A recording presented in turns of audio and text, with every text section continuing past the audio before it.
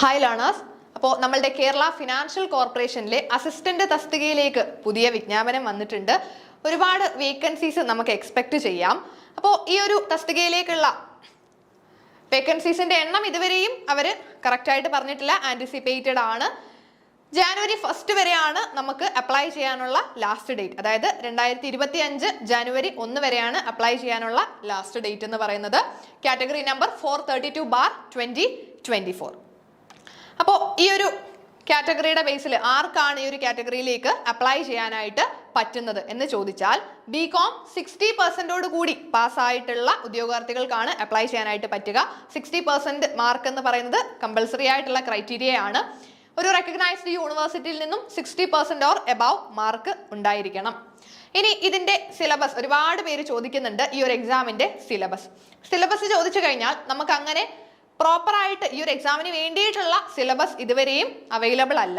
എന്നിരുന്നാലും previous year question paper നോക്കുമ്പോൾ നമുക്ക് മനസ്സിലായ കുറച്ച് ഒരു ടെൻറ്റേറ്റീവ് സിലബസ് ആണ് നമ്മളിവിടെ കൊടുത്തിട്ടുള്ളത്. അതായത് ഈ ഒരു ഏരിയാസിൽ നിന്നൊക്കെ എന്തായാലും നമുക്ക് ക്വസ്റ്റ്യൻ എക്സ്പെക്ട് ചെയ്യാനായിട്ട് പറ്റും.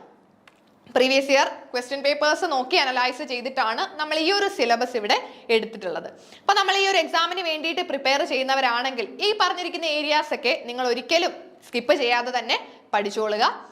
അക്കൗണ്ടിങ് എന്ന് പറയുമ്പോൾ നമ്മളുടെ ബേസിക് അക്കൗണ്ടിങ് എടുക്കണം. അക്കൗണ്ടിങ് പ്രിൻസിപ്പിൾസ് കൃത്യമായിട്ട് പഠിക്കണം. അക്കൗണ്ടിങ് സ്റ്റാൻഡേർഡുകളെല്ലാം കൃത്യമായിട്ട് പഠിച്ചു വെച്ചേക്കുക. കാരണം അക്കൗണ്ടിങ് സ്റ്റാൻഡേർഡ്സിൽ നിന്നൊക്കെ എന്തായാലും ഒരു ക്വസ്റ്റ്യൻ എങ്കിലും നമുക്ക് എക്സ്പെക്ട് ചെയ്യാം, അത് ഉറപ്പാണ്. ദെൻ അതേപോലെ തന്നെ പാർട്ട്ണർഷിപ്പ് അക്കൗണ്ടുകൾ ഉണ്ട്, അതേപോലെ ഹോൾഡിംഗ് കമ്പനി അക്കൗണ്ട്സ്. മെയിൻ ആയിട്ട് കമ്പനി അക്കൗണ്ട്സ് കൃത്യമായിട്ട് നിങ്ങൾ ഇവിടെ പഠിച്ചിരിക്കണം.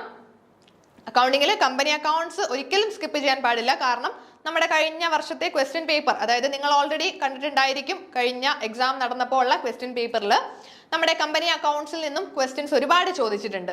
അപ്പോൾ കമ്പനി അക്കൗണ്ടിൽ ഷെയറിന്റെയും ഡിബഞ്ചറിന്റെയും ഒക്കെ ഇഷ്യൂവൻസും അതിന്റെ വാല്യുവേഷൻസും കുറച്ച് കാൽക്കുലേഷൻസ് ഉൾപ്പെടെ എക്സാമിന് ചോദിച്ചിട്ടുണ്ട്. അപ്പോൾ കമ്പനി അക്കൗണ്ട്സ് കൃത്യമായിട്ട് പഠിച്ചിരിക്കുക.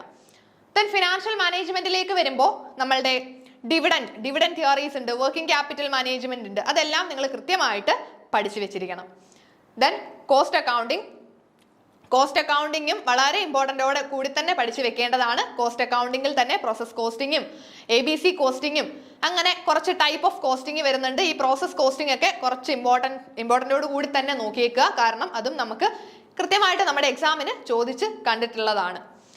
ദെൻ മാനേജ്മെന്റും കൃത്യമായിട്ട് തന്നെ പഠിച്ചു വെക്കുക. മാനേജ്മെന്റിൽ നിന്നൊക്കെ ക്വസ്റ്റ്യൻ വന്നാൽ നമുക്ക് പഠിച്ചു വെക്കാനും എളുപ്പമാണ്. എന്തായാലും ക്വസ്റ്റ്യൻ വരുമെന്ന് നമുക്ക് ഉറപ്പിക്കാനും പറ്റും. മാനേജ്മെന്റിലേക്ക് വരുമ്പോൾ അവിടെ നമ്മളുടെ ലീഡർഷിപ്പും മോട്ടിവേഷനും, theories of motivation, theories of leadership, principles of management, then management process, അങ്ങനെ പലതരത്തിലുള്ള മാനേജ്മെന്റിൽ തന്നെ നമ്മൾ ഒരുപാട് കാര്യങ്ങൾ പഠിക്കുന്നുണ്ട്. അത് കൃത്യമായിട്ട് പഠിച്ചു വെച്ചേക്കുക. മാനേജ്മെന്റ് തിങ്കേഴ്സും എവല്യൂഷൻ ഓഫ് മാനേജ്മെന്റും ഒക്കെ നമ്മൾ കൃത്യമായിട്ട് പഠിച്ചു വെക്കേണ്ടതുണ്ട്. മാനേജറിയൽ എക്കണോമിക്സിലേക്ക് വരുമ്പോൾ നമ്മളുടെ law of demand, law of supply, അതേപോലെ തന്നെ price determination under different market forms, ആ ഒരു എക്കണോമിക്സ് റിലേറ്റഡ് ആയിട്ട് നമ്മുടെ ബിസിനസ് എക്കണോമിക്സിലേക്ക് വരുമ്പോൾ ഉള്ള കുറച്ച് ഭാഗങ്ങൾ നോക്കി വെക്കേണ്ടതുണ്ട്. ദെൻ കമ്പനി ലോയിൽ നമ്മുടെ ഫോർമേഷൻ ഓഫ് എ കമ്പനി, അങ്ങനെയുള്ള കുറച്ച് കാര്യങ്ങൾ കമ്പനി ലോയിലും നിങ്ങൾ പ്രത്യേകം പഠിച്ചു വെക്കുക.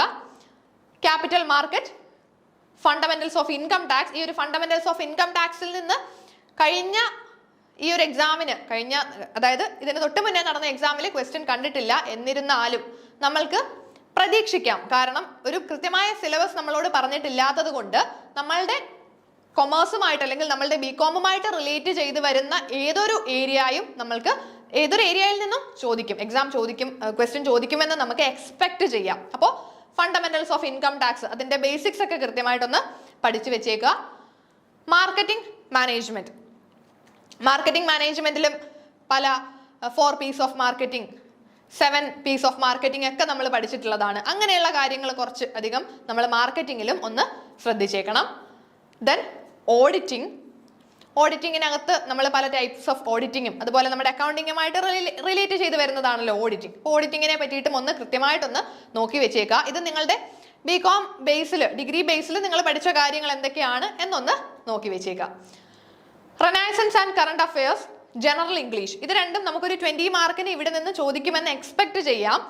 കാരണം ഒരു 80 മാർക്കിനും, അതായത് ഒരു പകുതി മുക്കാൽ ഭാഗവും അല്ലെങ്കിൽ ഒരു 90% നമ്മൾ പറയുന്നത് നമ്മളുടെ അല്ലെങ്കിൽ ഒരു 80% നമ്മുടെ ബികോം ബേസ്ഡ് ആയിട്ടാണ്, ഡിഗ്രി ബേസ്ഡ് എക്സാം ആണല്ലോ.